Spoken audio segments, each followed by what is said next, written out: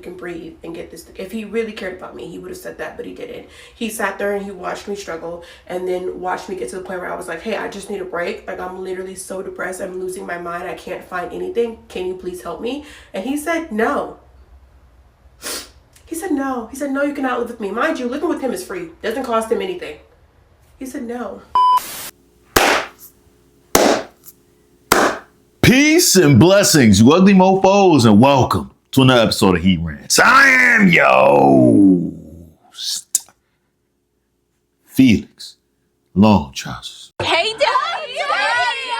All right, let's not waste no more time. Let's get right into this.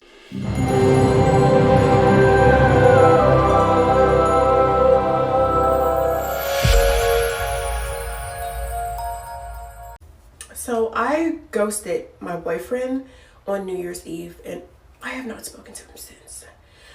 Before I get into this, I just want to say that me and my boyfriend, we have been together for a year. Well, almost a year, 11 months. A year on February 2nd, we will have been together. Okay? My boyfriend is also 34, grown man. He also is a homeowner, has a pretty good job, and also has a business that he's starting. So let's start there. Why would you ghost this guy? This guy sounds like I want to date him. That was a big pause.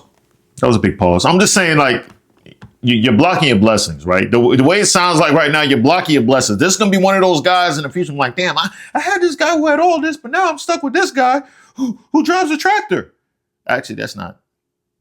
Farmers make good money. If you drive a tractor, I'm pretty sure you're making decent money. It's crazy. She really wanted to leave him as she goes into the new year. Like, yeah, everything from last year, I gotta push her behind. Let's keep going. So let's start there, right? So recently, I obviously, like you all have known, I've become unemployed. And I have not been able to find a job. I have put in like 30 applications a day. I've got nothing, like barely even an interview. I've gone on 2 interviews. So I've been literally struggling and I no longer have the funds to afford these bills. Okay. Anyways, okay, I'm gonna keep it together for this. I'm not gonna get stressed out. I no longer have the funds to afford these bills. It's something so crazy about having hundreds of thousands of dollars one day and then the next day having nothing. But that's what's going on right now. And so Cab, you did not have hundreds of thousands of dollars. I don't know. Maybe she had a good job before, but you didn't have all that. You didn't have all that. And then you decide to leave your your multiple homeowner ass boyfriend who makes good money. You decide to leave that in the back. Some women are self-sabotaging. This guy better be beating her ass. He better be molly-whopping her. If that's the reason why that has to be the reason why she left. Because if it's something stupid.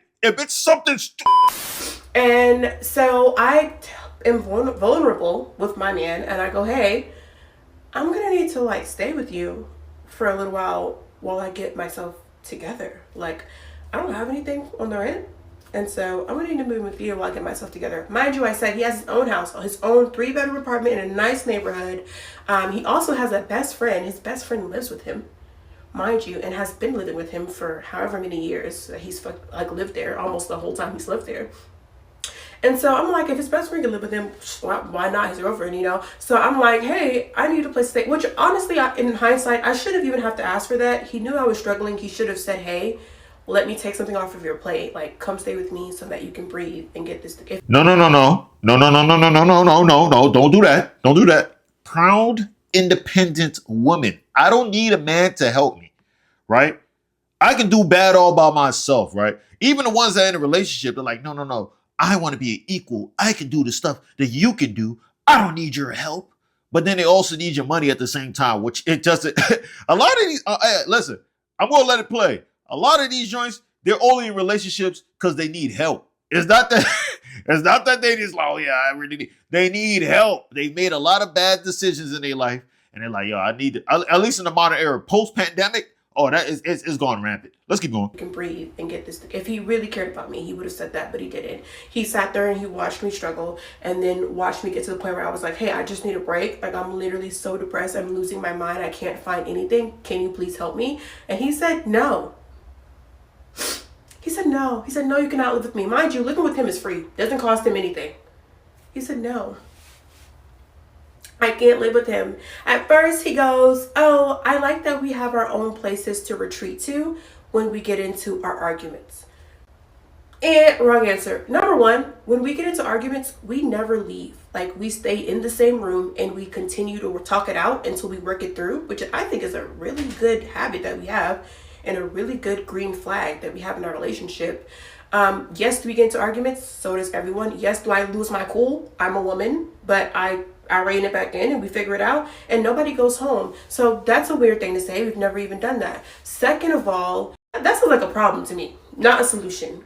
When we get into arguments, we should not be leaving, because what happens when we get married? There is no way to go. We both live in the same house. So maybe that's not a good habit to start. Being that we have not started yet, maybe let's not start that now. On our very first date, I told him that I wanted to be engaged within a year. I said, after a year, I want to be engaged. He said that's plenty of enough time for someone to know whether or not they want to get married or not.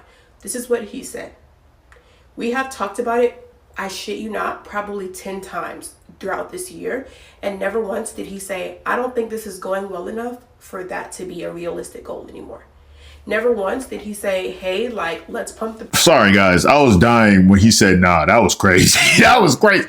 And listen, here's another thing with a lot of guys too, right? Some guys don't want to give up the consistent vag, right? So they'll keep the girl long, well past the due date. They're like, yo, I just got this consistent thing happening. I'm going to keep us. He already made up his mind a long time ago that he doesn't want a relationship with this joint. Because think about it like this. People might not agree with me when I say this, but if you guys are arguing within the first 6-8 months of relationship and it's like enough arguments, like, because they not even a full year in, that's a problem to me, right? The honeymoon stage is supposed to last a pretty decent amount of time before arguments. Of course, arguments happen, but just like, it sounds like they have a lot of arguments, right?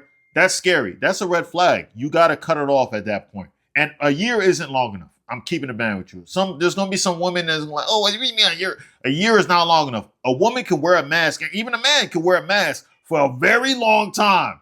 You know what I'm saying? They might, boom, 6 months down the road, they might, take a little, let you take a peek of the mask to see, like, you know what I'm saying? But no, I really think you need like 2.5, maybe even 3 years sometimes, depending on your age, to see how this person really is. Because I'm telling you, the switch up is crazy. You see a lot of relationships don't make it past that long. And you guys are trying to go into the situation, possibly getting divorced. I can already tell this joint's a headache. I'm going to keep it a band with you. I can tell this joint's a headache. But I'm biased. I'm a misogynist. So, I mean, take my words with a grain of salt. Let's keep going. Never once did he say, hey, like, let's pump the brakes. I don't think that we're doing that well for it to get to that. So I'm thinking we're doing well. We're on schedule. After a year or a year and a half, we'll probably get engaged. Then he goes, I don't think I want to live with someone again until I'm married to them, which is some new boundary that he literally just made up because he's never said that the whole time we've been together. And I go, maybe it's not a good idea that you live with someone after you already got married to them, because what if you guys are not compatible to live together and you don't know that until after you're already married? Then what? That's really dumb, actually. That's true. That's why the vetting process has to be longer. 2-3 years. You got to really have a real good vetting process. So, right, you trust me. You guys can sleepovers. You guys can have sleepovers here and there. But honestly, this guy could possibly just be cheating. He doesn't want you to live with him too, because it's just like, hey, listen, I got other hoes coming in, circulating through this joint like it's Hilton. You know what I'm saying? So I can't have you be there with the hoes there. You messing up my rotation. I'm not sure. It could be that, but really, the vetting process has to be long. Let's keep going. That's really dumb, actually. And so I'm like, okay, that's a completely new thing. But granted, it's been a year. We set our goal for a year. Are we going to get married? And he goes, no, that was your goal. Since when was this my goal? It was my goal, but like, I thought we were in agreement, because you never said that we weren't in agreement. Clearly, I made all this up in my head. And Yes, you did. Yes, you did. You know what I'm saying? Did he full-fledged come out and say, yes, absolutely, 1 year is perfect? Did he fully agree? Did you say it, or did he kind of just like, we'll see what happens. We'll see what happens. You know, oh, 1 year's enough time. Yeah, we'll see. We'll see what happens. You know, let's play it by ear. You know, did he give you a full-fledged confirmation? You might have made it up. I've seen joints like this. I'm trying to tell you. She might have made it up in her head that yeah, he agreed. I don't know, man, but she got the crazy eyes. Let's keep going. This was never a goal. I just thought it was a goal because I continuously talked about it. And he never said that it was unrealistic. As a matter of fact, he said the quite opposite, that it was a realistic goal to have. And never once, as we neared to the end of that year, did he ever say, hey, I don't think we're close to being married. So imagine my surprise when he says, I don't think we're close to being married. We still have things to figure out. Because a couple of nights ago, I got super irritated at him and yelled at him and told him to leave my house. And apparently that's enough of a reason for him to be like, whoa, I don't want to marry her. All right. This one is crazy. This one is crazy. Can you guys not read? Can you guys not see she's crazy. Trust me, she's crazy, bro. Cuz already saw the flags. He was just like, yeah, this is not going to work. They get into a lot of arguments for the couple that haven't been together in a year. I'm telling you, there's a lot of arguments. I had one of my mans go out with a girl similar to what this girl seems like. Trust me. And they will try to paint it in a way that everything was fine. And Danny is like, she's just shocked on like the reason of why they would want to break up or anything like that. And just all the mere fact that she was willing to ghost this guy right before the New Year's. He didn't break up with you, at least, I mean, let's let the story go on, but he didn't break up with you. He just told you straight up like, hey, we got some stuff we have to work on. You guys could just work on it. Unless he breaks up with her. I don't know. Let's keep going.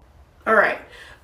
So yeah. And so I said, hey, I'm actually scared that I'm going to be homeless because I said, I'm actually thinking I'm going to be homeless because I don't have a job and these bills keep coming and I can't do it no more. I'm tapped out of resources. And I think I'm gonna end up, if you don't let me live with you, I'm gonna end up in my car, living in my car, something like being actually homeless. And he goes, well, plenty of millionaires have lived in their car before.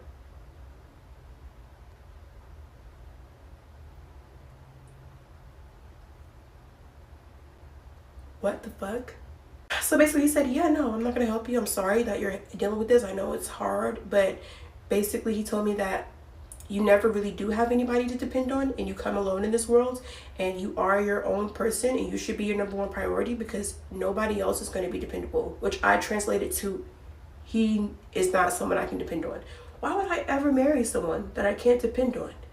I'm a dependable person. I've had friends that I've let stay with me, that I've given a place to stay for free, that I've been able to like say, hey, you can lean on me. Like, don't worry about nothing. Take a break. I got you.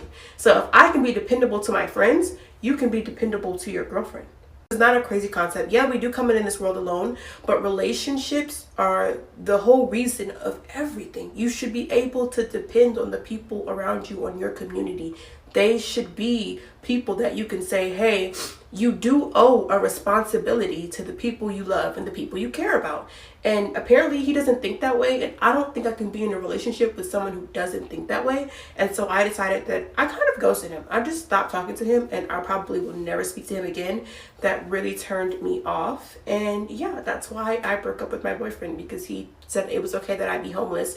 I should be homeless while he goes home to his 3-bedroom house in a nice neighborhood and rubs his feet together under his nice comforter set, his nice sheet set, and watches his 70-inch TV on the wall and twiddles his thumbs together while I'm out in my car in the cold. Talking about he's going to get me a blanket for Christmas so I don't be cold.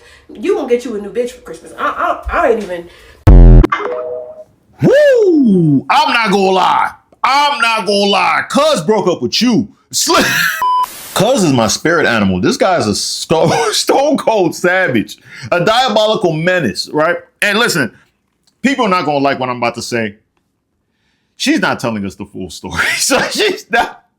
I'm telling you, word to God, I have ran into joints like this. I'm telling you, they leave out important parts of the story.